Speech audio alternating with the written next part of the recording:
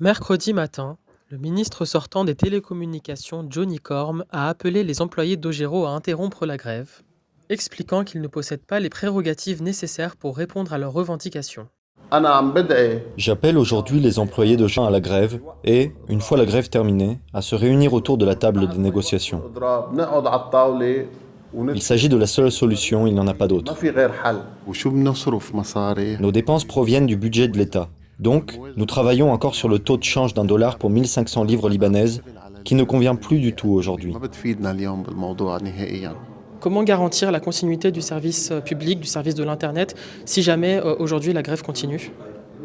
Il y a beaucoup de moyens de pression. Je ne vais pas divulguer tout cela maintenant. Ce qui m'importe le plus maintenant, c'est de ne pas aggraver la situation plus qu'il ne le faut.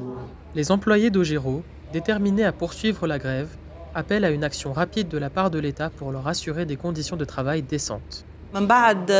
Nous avons mis plusieurs mois avant de prendre la décision de faire grève.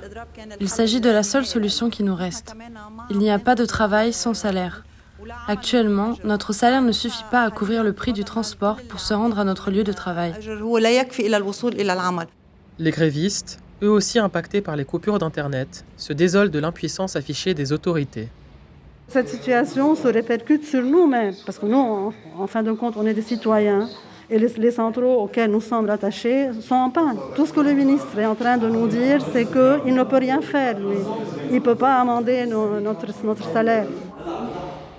Une crise qui n'en finit pas et qui, en l'absence d'une entente, risque de s'aggraver davantage.